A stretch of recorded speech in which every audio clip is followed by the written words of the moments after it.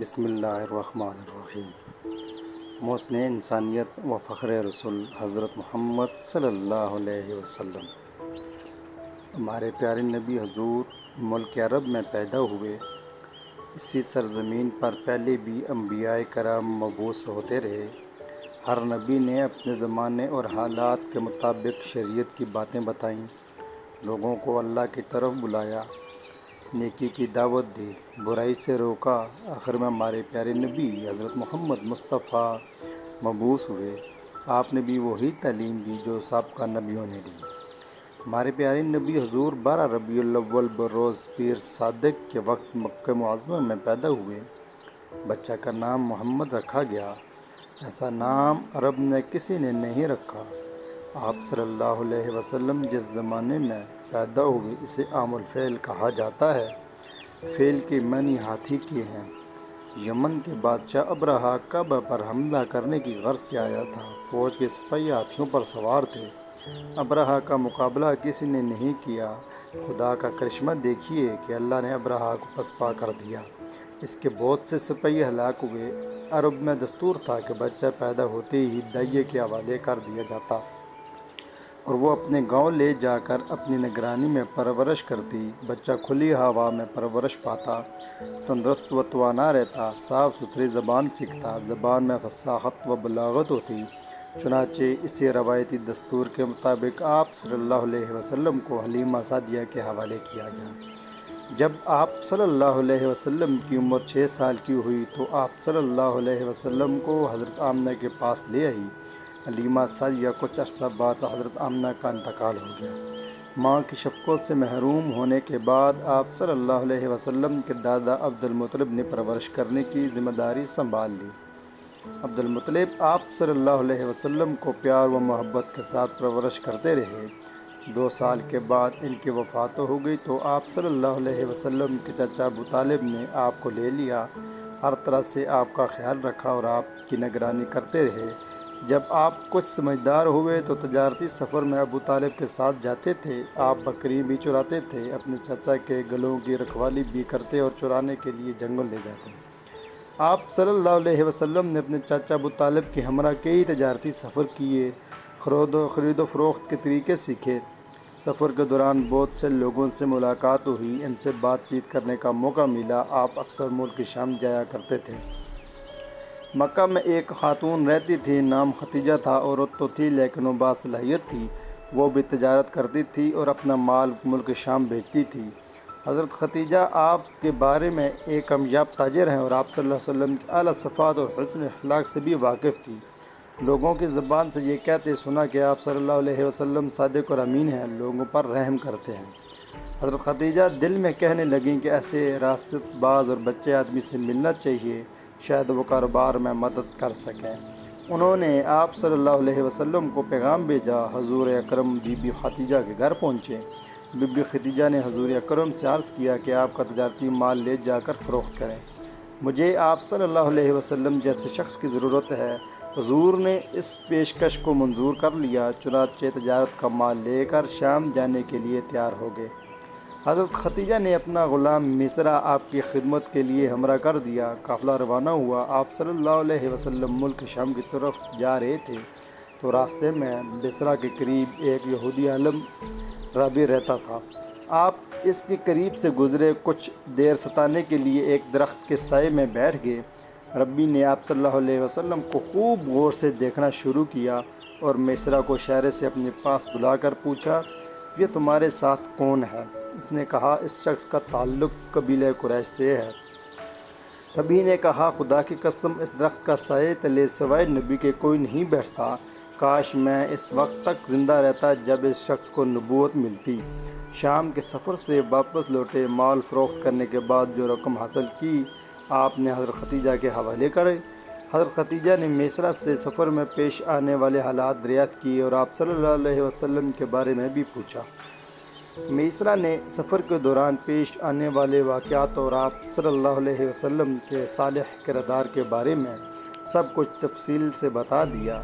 مصرع نے جو باتیں بتائیں اس سے آپ بہت متاثر ہوئیں اور حضور کی زوجیت میں آنے کے لیے آپ صلی اللہ علیہ وسلم سے نکاح کی درخواست کی۔ حضرت صلی اللہ علیہ وسلم پیشکش منظور کر لی۔ آپ صلی اللہ علیہ وسلم کی عمر 25 سال تھی اور حضرت ختیجہ کی عمر 40 سال تھی۔ 15 سال کا فرق تھا۔ نکاح ہو گیا۔ تقریب میں حضرت حمزہ، ابو طالب، حضرت ابو بکر صدیق اور برادران قریش شریک ہوئے۔ حضور صلی اللہ علیہ وسلم نے مہر میں 20 اونٹ دیے۔ شادی کے بعد حضور اکرم صلی اللہ علیہ وسلم کی حالت بہتر ہو گئی اور آپ کو غریبوں کا خیال رکھتے تھے، بے کسوں کی مدد فرماتے تھے، مصیبت زدہ لوگوں کے کام آتے تھے۔ قریش آپ صلی اللہ علیہ وسلم کی سچائی اور حسن اخلاق کے قائل ہو گئے۔ ہر شخص آپ کی تعریف کرتا تھا۔ خانہ کعبہ کے اثر نو تعمیر۔ یہ تو سب ہی جانتے ہیں کہ آج سے 4000 سال پہلے حضرت ابراہیم علیہ السلام نے خانہ کعبہ کی بنیاد رکھی۔ تعمیر میں حضرت اسماعیل نے بھی حصہ لیا۔ خانہ کعبہ جس حالت میں آج نظر آ رہا ہے، پائیداری اور خوبصورتی کے اعتبار سے قدیم کعبہ سے بہت فرق ہے۔ صدیاں گزر گئیں، آج بھی اللہ کا یہ گھر قائم ہے۔ کبھی ایسا بھی ہوتا تھا کہ خراب موسمی حالات اور بارشوں کی وجہ سے عمارت بوسیدہ ہو جاتی تھی تو مرمت کرنے کی ضرورت پیش آتی تھی۔ جب سرکار دو عالم کی عمر مبارک 35 سال تھی تو ایک مرتبہ پھر ضرورت پیش آئی تو تعمیر کا کام شروع ہوا۔ کام تو مکمل ہو چکا، صرف سنگ اسود رکھنے کی باری آئی۔ سنگ اسود رکھنا ہر شخص کے لیے ایک اعلیٰ اعزاز تھا۔ سرداروں میں سے ہر شخص یہ چاہتا تھا کہ یہ شہادت اس کے حصے میں آئے۔ اس کے لیے لڑائی جھگڑے کی نوبت آ چکی تھی۔ بعد میں اتفاق رائے سے یہ بات منظور ہوئی کہ اگلے روز صبح سویرے سب سے پہلے جو شخص سین کعبہ میں داخل ہوگا، وہ جو فیصلہ کرے گا ہم مان لیں گے۔ دوسری صبح سرکار دو عالم کو سین کعبہ کی طرف آتے ہوئے دیکھ کر سب نے ایک آواز ہو کر کہا، صادق آگے، امین آگے۔ سرداروں نے فیصلہ کرنے کا اختیار آپ صلی اللہ علیہ وسلم کو دیا۔ آپ ثالث مقرر ہوئے۔ آپ صلی اللہ علیہ وسلم نے ایک چادر منگوائی۔ درمیان میں آپ نے اپنے مبارک ہاتھوں سے سنگ اسود رکھا اور اس کے کونے سرداروں سے پکڑوا کر حجر اسود کو خانہ کعبہ تک لے گئے، اس کی جگہ پر رکھ دیا۔ آپ کے منصفانہ فیصلے کی سب نے تعریف کی۔ رسول اکرم کا ہر لمحہ، ہر وقت عبادت الہی میں گزرتا تھا۔ آپ ہر کام اللہ کی مرضی کے مطابق کرتے تھے۔ ایک مرتبہ کسی صحابی نے حضرت عائشہ سے دریافت کیا کہ حضرت صلی اللہ علیہ وسلم کے بارے میں کچھ فرمائیے۔ حضرت عائشہ نے فرمایا، آپ صلی اللہ علیہ وسلم کی زبان پر ہر لمحہ اللہ کا ذکر رہتا تھا۔ مکہ معظمہ سے 3 میل کے فاصلے پر ایک پہاڑ ہے، یہاں ایک غار ہے۔ یہ جگہ بالکل سنسان ہے، یہ غار حرا کے نام سے مشہور ہے۔ اللہ کے رسول نے کئی دن تک اس غار میں گزارتے، اللہ کا ذکر کرتے اور عبادت میں مصروف رہتے۔ آپ کا ذکر الہی میں مشغول تھے کہ اچانک ایک نورانی جسم نمودار ہوا۔ یہ جبرائیل علیہ السلام تھے۔ فرشتے نے کہا، پڑھ۔ آپ صلی اللہ علیہ وسلم کوئی خیال نہیں کیا۔ ایسا معلوم ہوتا تھا کہ کوئی آپ صلی اللہ علیہ وسلم کو پوری قوت سے دبا رہا ہے۔ پھر آواز آئی، پڑھ۔ آپ نے فرمایا، میں کیا پڑھوں؟ جواب ملا، پڑھ اپنے رب کے نام سے جس نے کائنات کو پیدا کیا اور انسان کو خون کے لوتھڑے سے پیدا کیا۔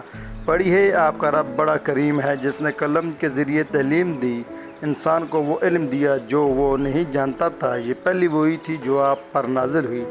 آپ صلی اللہ علیہ وسلم منصب رسالت پر فیض ہوئے۔ جب اللہ کے رسول گھر تشریف لائے، حضرت ختیجہ سے غار حرا میں جو کچھ ہوا آپ نے سنا دیا۔ حضرت ختیجہ نے جیسے ہی آپ کی زبان مبارک سے سنا، فوراً ایمان لے آئیں اور فرمایا، خدا کی قسم، اللہ صلی اللہ علیہ وسلم کو کبھی رنجیدہ نہیں کرے گا۔ آپ رشتہ داروں کے کام آتے ہیں، سچ بولتے ہیں، بے کسوں کی مدد کرتے ہیں، ناداروں کا خیال رکھتے ہیں، مہمان کی تواضع کرتے ہیں اور نیک کاموں میں ہاتھ بٹاتے ہیں، بیہودہ بات نہیں کرتے۔ حضرت ختیجہ آپ کو اپنے بھائی ورقہ بن نوفل کے پاس لے گئیں اور واقعہ بیان کیا۔ وہ الہامی کتابوں کے عالم تھے، پکار اٹھے پاک ہے محمد پیغمبر ہیں، پریشان نہ ہوں۔ حضرت خدیجہ الکبریٰ، حضرت علی، حضرت زید بن حارث جو آپ صلی اللہ علیہ وسلم کے غلام تھے، اور درینہ رفیق حضرت ابوبکر صدیق آپ صلی اللہ علیہ وسلم پر ایمان لے آئے اور آپ صلی اللہ علیہ وسلم کی نبوت کی تصدیق کی۔ حضرت ابوبکر صدیق اپنے زیر اثر حلقہ کے لوگوں کو بھی دار اسلام میں لے آئے، جن میں حضرت عثمان، حضرت زبیر، حضرت عبد الرحمن بن عوف، حضرت سعد بن وقاص اور حضرت طلحہ شامل تھے۔ ایمان لانے والوں میں اضافہ ہی ہوتا رہا، حتیٰ کہ مسلمانوں کی تعداد 30 سے بڑھ کر تبلیغ کا سلسلہ جاری رکھنے کے لیے حضرت ارقم کے گھر کو مرکز بنا لیا۔ 3 برس تک اشاعت اسلام کا کام خفیہ طور پر جاری رہا۔ چوتھے سال کم الہی صادر ہوا جو آپ صلی اللہ علیہ وسلم کو حکم دیا گیا کہ وہ علی کی پرواہ نہ کریں۔ اس آیت کے نزول کے بعد آپ کھلے عام تبلیغ کرنے لگے۔ اس کے بعد پھر اللہ نے حکم دیا اور اپنے قریبی رشتہ داروں کو ڈراتے رہے۔ حکم کی تعمیل کرتے ہوئے اپنے گھر میں ایک ضیافت کا اہتمام کیا اور اپنے رشتہ داروں کو مدعو کیا۔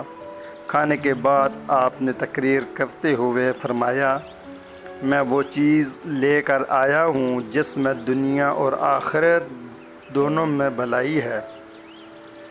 پھر آپ نے مہمانوں سے پوچھا، ایک نیک کام ہے، اس میں کون میرا ساتھ دے گا؟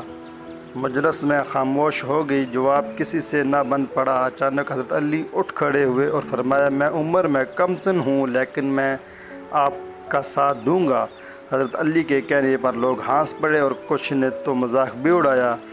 مجلس برخاست ہو گئی۔ ایک اور موقع پر آپ صلی اللہ علیہ وسلم نے عزیزوں کو متوجہ کیا، آپ کو صفا پر چڑھ کے قریش کے لوگوں کو ہر ایک کا نام لے لے کر پکارنا شروع کیا۔ جب سب جمع ہو گئے تو آپ صلی اللہ علیہ وسلم نے ارشاد فرمایا، لوگو اگر میں تم سے یہ کہوں کہ اس پہاڑ کے پیچھے ایک مسلح لشکر جمع ہے اور تم پر حملہ کرنے والا ہے، کیا مجھے سیاح سمجھو گے؟ لوگوں نے جواب دیا، تمہیں صادق اور امین پایا ہے، جو کچھ کہے گا سچ کہے گے۔ آپ سے نہیں فرمایا، تم کو ایک خدا کی جانب بلاتا ہوں اور تمہارے دلوں میں جو وہم ہے میں اسے دور کرنا چاہتا ہوں۔ میں تمہیں خبردار کر رہا ہوں کہ کفر و شرک سے باز آ جاؤ، ایک خدا پر ایمان لاؤ ورنہ تم برباد ہو جاؤ گے۔ تم اسی دن سے ڈرو جب خدا کے سامنے حاضر ہو کر اپنے اعمال کا حساب دینا ہوگا۔ قریش آپ کی زبانی حق بات سن کر حیران رہ گئے اور باپ دادا کی دین اور بت پرستی کے خلاف آواز سن کر طیش میں آ گئے۔ آپ کے چچا ابو لہب غضبناک ہو کر کہنے لگے، کیا اسی غرض سے تو نے ہم سب کو جمع کیا تو رسوا ہوگا۔ آپ نے جتنی بھی باتیں بتائیں اس پر کسی نے توجہ نہ دی۔ جب آپ نے بتوں اور بت پرستی کے خلاف بولنا شروع کیا تو سب آپ صلی اللہ علیہ وسلم کے دشمن ہو گئے۔ ایک دن رسول اکرم کعبہ میں بیٹھے ہوئے تھے کہ کچھ فاصلے پر آپ کے منولفین بھی بیٹھے ہوئے تھے، ان میں شامل عقبہ بن ربیعہ بھی تھا۔ وہ رسول اکرم کے قریب آیا اور کہا، ہے میرے بھائی کے بیٹے، ہم اپنے باپ دادا کے طریقے پر ہیں، تم نے ہمارے درمیان پھوٹ ڈال دی ہے، گھروں میں انگڑے پیدا ہو گئے ہیں، ایک شرط پر تمہاری خواہش پوری کرنے کے لیے تیار ہوں۔ وہ شرط یہ ہے کہ ہمارے باپ دادا کے دین کو برا نہ کہو اور ہمارے معبودوں کو برا نہ کہو۔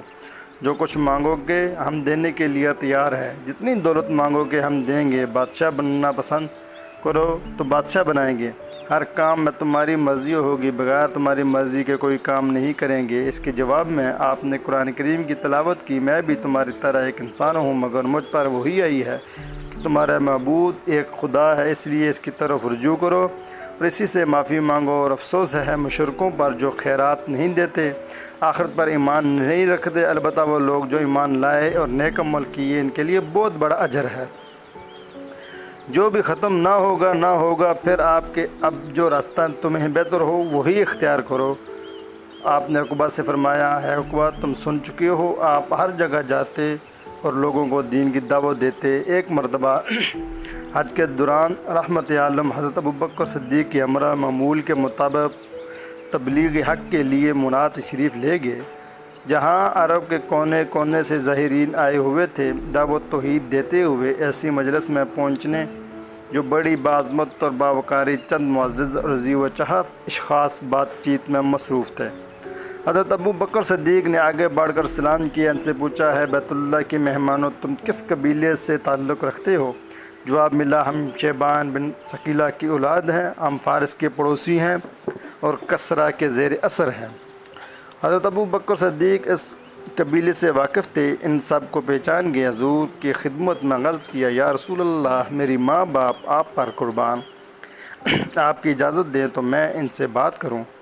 حضور نے اجازت دے دی۔ حضرت ابو بکر صدیق نے ان سے تفصیل سے گفتگو کی اور حالات سے آگاہ کیا، پھر حضور کے ان سے مخاطب ہوئے، میں تم کو اس بات کی طرف بلاتا ہوں کہ تم گواہی دو کہ میں سوائے اللہ کے کوئی اور عبادت کے لائق نہیں اور میں اللہ کا رسول ہوں۔ میں چاہتا ہوں کہ تم میرے پروردگار، تاکہ میں اللہ کے احکامات بغیر کسی رکاوٹ پہنچا سکوں۔ آپ صلی اللہ علیہ وسلم نے فرمایا، قریش نے اللہ کا احکام کی کھلم کھلا مخالفت کی ہے، اس کے رسول کو جھٹلایا، غلط بات پر قائم رہے، سچائی کا انکار کیا۔ اللہ بے شک تمام باتوں سے بے نیاز اور تعریف کے لائق ہے۔ ان میں سے ایک شخص جس کا نام مفروق تھا پوچھا، اور کس کس چیز کو دعوت دیتے ہو؟ اس کے جواب میں حضور اکرم صلی اللہ علیہ وسلم نے قرآن حکیم کی چند آیات تلاوت فرمائی، جن میں حکم دیا گیا ہے کہ اللہ کے ساتھ کسی کو شریک نہ کرو، ماں باپ کے ساتھ احسان کرو، اپنی اولاد کو مفلسی کے ڈر سے مت قتل کرو، بے حیائی کے قریب بھی نہ بھٹکو، خواہ وہ پوشیدہ ہو یا ظاہر، جن کا خون اللہ نے حرام کیا ہے ان کو ناحق قتل مت کرو، یتیم کے مال کو ہاتھ نہ لگاؤ، ناپ تول انصاف کے ساتھ کیا کرو، اور جب تم بات کرو تو انصاف کرو۔ مفروق قرآن کریم کی آیت سن کر بول اٹھا، اے قریشی بھائی، جو تم نے سنایا کتنا پیارا کلام ہے جو دل میں اترتا چلا گیا، یقیناً ایسا کلام زمین والوں کا نہیں ہو سکتا، خدا کی قسم جو کچھ تم کہتے ہو اس میں بلائی ہی بلائی ہے۔ جن لوگوں نے تمہیں جھٹلایا وہ تمہارے ساتھ زیادتی کی ہے۔ رسول اللہ اپنی قوم کو راہ راست پر لانے اور برائی سے روکنے کے لیے تبلیغ کرتے رہے۔ کفار قریش تو پہلے ہی دشمن بن چکے تھے اور کئی بار ابو طالب کے پاس شکایت لے کر گئے تھے، پھر ایک مرتبہ ابو طالب کے پاس آئے اور ان سے کہا، ہے ابو طالب، آپ سن رشید بزرگ ہیں، ہم سب آپ کی قدر کرتے ہیں، ہم نے آپ سے پہلے بھی کہا تھا کہ آپ اپنے بھتیجوں کو منع کریں، ہمارے معبودوں کے خلاف باتیں کرتے ہیں، اب ہم برداشت نہیں کریں گے، آپ انہیں ایسا کرنے سے باز رکھیں یا ان پر سے دست شفقت اٹھا لیں اور ان کی مدد نہ کریں۔ ابو طالب نے رسول اکرم صلی اللہ علیہ وسلم کو بلا بھیجا، آپ تشریف لائے اور ان سے کہا، میرے بھتیجے، تمہاری قوم کے لوگ میرے پاس آئے تھے، تمہارے بارے میں بہت کچھ کہہ رہے تھے، ذرا میری جان کا بھی خیال کرو اور اپنی جان کا بھی، اور مجھ پر اتنا بوجھ نہ ڈالو کہ میں اٹھا نہ سکوں۔ رسول اکرم صلی اللہ علیہ وسلم نے فرمایا، کوئی میرا دائیں ہاتھ میں سورج اور بائیں ہاتھ میں چاند رکھ دے اور مجھ سے کہے کہ میں اس کام سے باز آ جاؤں، میں ایسا نہیں کروں گا، خواہ اور اس کے لیے میری جان چلی جائے۔ پھر رسول اکرم صلی اللہ علیہ وسلم کی آنکھوں سے آنسو جاری ہو گئے۔ یہ دیکھ کر ابو طالب نے کہا، جو تمہارا دل چاہے کرو اور جس طرح چاہے تبلیغ کرو، وہ تم کو کس کے حوالے نہیں کروں گا۔ پھر آپ کو اللہ کی طرف سے حکم ہوا کہ خاندان والوں کے انکار سے مایوس نہ ہوں، مکہ کے آس پاس بھی لوگ رہتے ہیں، ان کے پاس جائیں اور دین کی دعوت دیں، اور اسی طرح آپ نے تم پر عربی زبان میں قرآن نازل کیا تاکہ گمراہوں کو خوف دلاؤ، یعنی ہے پیغمبر، اب آپ چہرے مکہ کے آس پاس رہنے والوں کو اللہ کا پیغام پہنچا۔ چنانچہ پیغام ملتے ہی آپ طائف تشریف لے گئے، وہاں ثقیف کے ذمہ دار لوگوں سے ملاقات کی اور دین حق کی دعوت دی۔ طائف میں بھی آپ صلی اللہ علیہ وسلم کے مخالفین تھے، وہ نہیں چاہتے تھے کہ آپ وہاں دین کی باتیں بتائیں، انہوں نے وہاں کے اوباش اور ہوارہ لڑکوں کو بلایا کہ بےہودگی سے پیش آئیں، چنانچہ شریر لڑکوں نے آپ کے جسم میں اطہر کو مار مار کر لہو لہان کر دیا۔ آپ کے ہمراہ حضرت زید بھی تھے۔ انہوں نے عرض کیا، یا رسول اللہ، ان لوگوں کے لیے بددعا کیجیے تاکہ اللہ ان پر اپنا غضب نازل کرے، وہ تباہ ہو جائیں۔ اسی وقت ایک فرشتہ حاضر ہوا اور کہنے لگا کہ آپ کا حکم دیں تو میں دونوں پہاڑوں کو جو مکہ اور طائف کے درمیان میں ملا دوں تاکہ یہ پس کر رہ جائیں۔ یہ سن کر آپ نے فرمایا، میں لعنت کرنے کے لیے نہیں، رحمت بنا کر بھیجا گیا ہوں۔ گمراہ لوگوں نے آپ کو ستایا لیکن آپ نے ان کے لیے بددعانے کی دعا فرمائی۔ اے اللہ، میری قوم کے لوگوں کو ہدایت دے کیونکہ یہ نادان ہیں۔ ایک مرتبہ آپ صلی اللہ علیہ وسلم کعبہ میں نماز پڑھ رہے تھے کہ عقبہ بن محیط آیا اور گردن میں چادر ڈال کر بل دینے لگا، جس سے آپ صلی اللہ علیہ وسلم گر پڑے اور ایک موقع پر اونٹوں کی اوجڑی سجدے کی حالت میں آپ کے دونوں شانوں کے درمیان رکھ دی اور کہہ کے لگانے لگا۔ حضرت فاطمہ رضی اللہ عنہا کو خبر ہوئی تو دوڑی آئیں اور اسے ہٹایا۔ اسی طرح آپ کے نام لیواؤں پر بھی ہر طرح کے مظالم ڈھائے جاتے، انہیں دکھتے انگاروں پر لٹا دیتے، صرف اس پر اکتفا نہیں کرتے بلکہ اس وقت تک لٹائے رکھتے جب تک کہ ان کی چربی پگھل کر انگاروں کو ٹھنڈا نہیں کر دیتی۔ ایک اور سزا کا طریقہ یہ تھا کہ تپتی زمین پر لٹا کر چھاتی پر بھاری پتھر رکھ کر لویا آگ میں تپا کر جسم کو داغا جاتا تھا۔ جب کفار مکہ نے ایمان والوں کو جینا دو بھر کر دیا تو حضور نے اپنے ساتھیوں سے فرمایا، حبشہ چلے جاؤ، وہاں کا بادشاہ انصاف پسند ہے، وہ کسی پر ظلم نہیں کرتا، نہ ظلم پسند کرتا ہے۔ اس سرزمین پر اس وقت تک رہو جب تک اللہ تمہاری مصیبت رفع کرنے کی کوئی صورت پیدا نہ کر دے۔ اللہ کے نبی کا مشورہ پر 15 آدمی حبشہ پہنچ گئے، یہاں تک کہ کل تعداد تک پہنچ گئی۔ کفار قریش خاموش نہ رہے۔ قریش نے فیصلہ کیا کہ مسلمانوں کو حبشہ سے نکلوا دیا جائے، چنانچہ اس مقصد کو پورا کرنے کے لیے ایک وفد شکایت لے کر حبشہ پہنچا اور شاہ نجاشی سے ملا۔ وفد نے شاہ سے کہا، باغیوں کو ہمارے حوالے کر دے تاکہ ہم انہیں سزا سکیں۔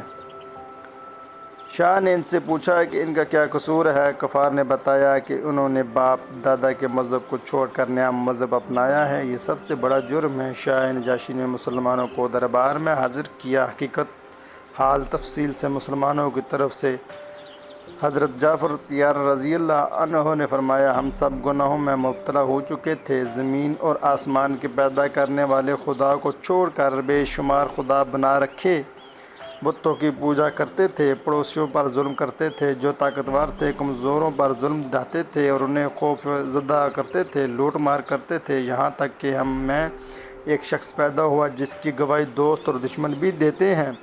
قوم نے اس کو محمد الامین کا لقب دیا، اس نے ہم کو حق کی طرف بلایا، توحید کا سبق سکھایا، اس نے ہمیں سچ بولنے، پڑوسیوں اور کمزوروں کے ساتھ حسن سلوک سے پیش آنے کے لیے قتل کرنے کے جرم ٹھہرایا، جھوٹ بولنے اور یتیم کا مال کھانے کے عذاب سے ڈرایا، نماز قائم کرنے، زکوٰۃ دینے کی نصیحت کی۔ ان کی سچائی پر ہم سب ایمان لے آئے اور تمام برے کاموں کو چھوڑ دیا جس پر ہماری قوم ہماری جان کی دشمن بن گئی۔ ہماری قوم چاہتی ہے کہ ہم سیدھے راستے پر نہ چلیں بلکہ برائی کی طرف لوٹ آئیں۔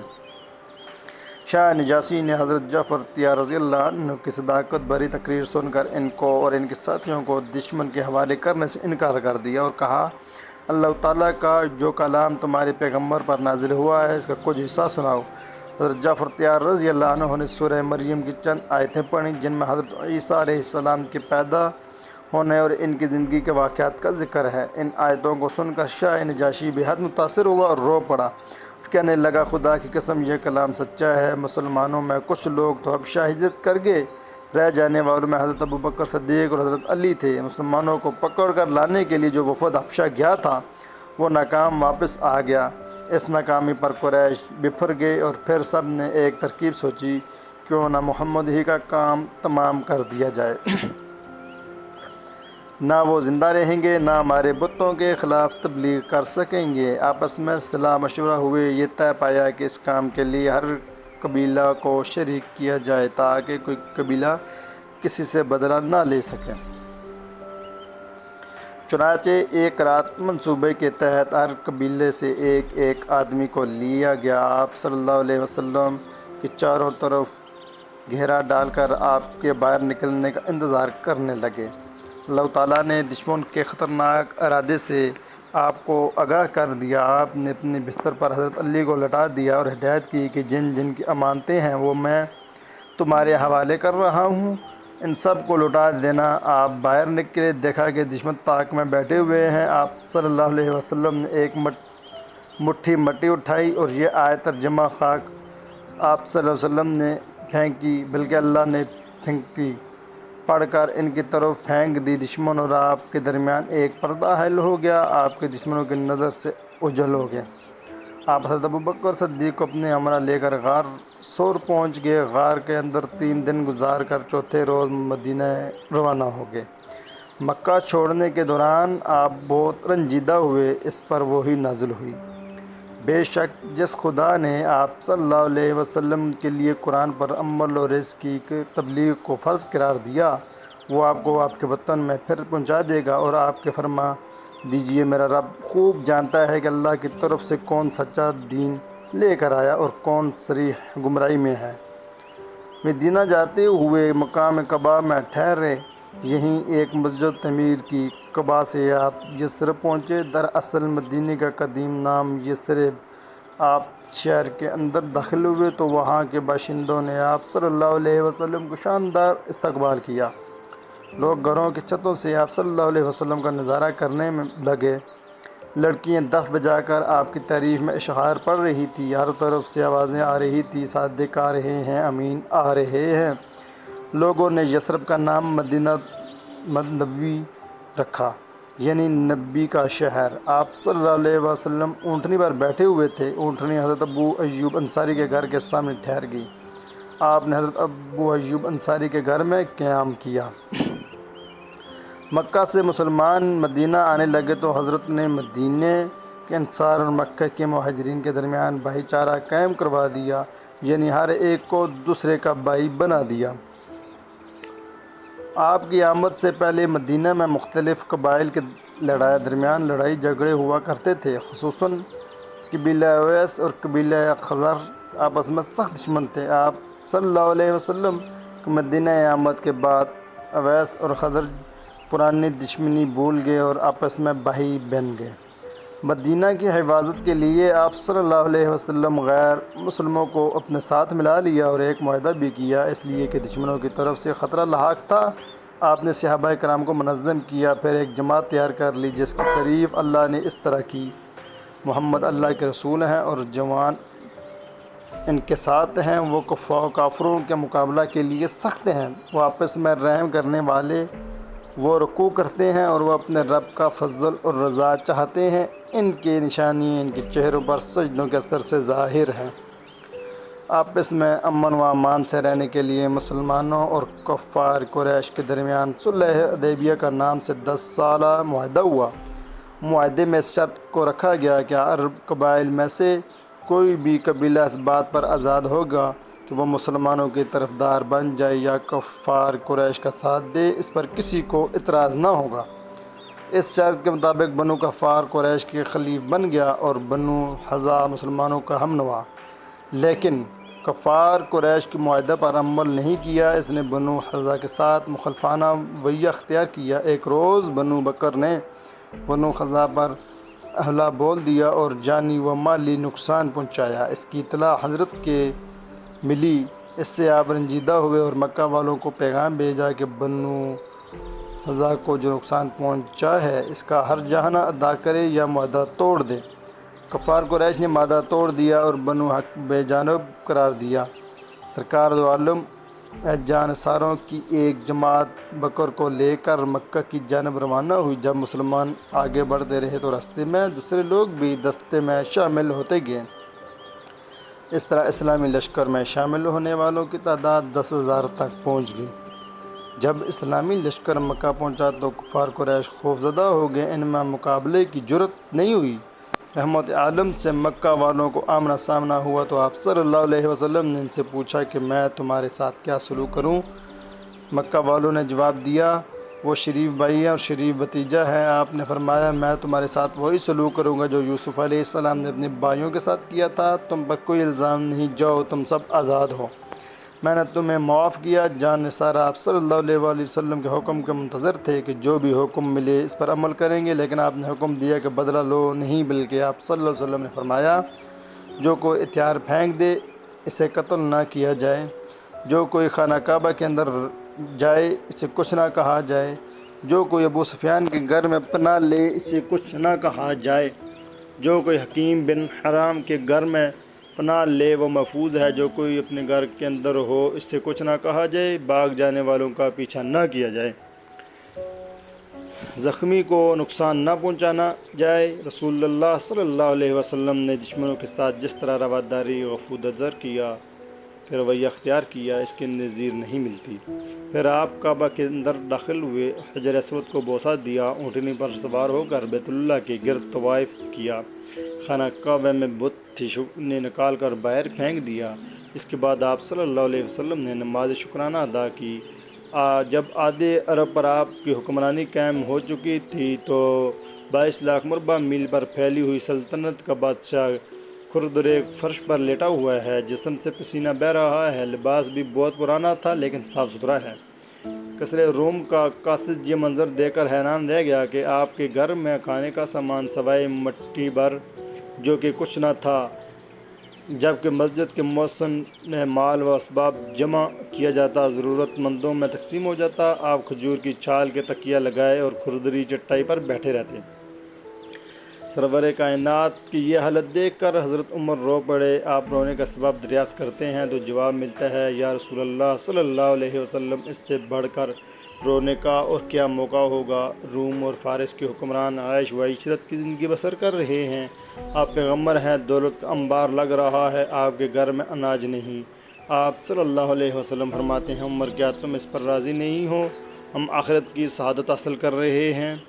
صحابہ کرام رضوان اللہ تعالیٰ علیہم اجمعین نرم بستر بنانے کی درخواست کیا کرتے تھے تو آپ صلی اللہ علیہ وسلم ارشاد فرماتے دنیاوی آرام و راحت سے کیا کام، میری مثال تو اس مسافر جیسی ہے جو چلتے چلتے راستے میں ذرا آرام لینے کے لیے کسی درخت کے نیچے بیٹھ گیا ہو، کچھ دیر بعد آگے چل دیا ہو۔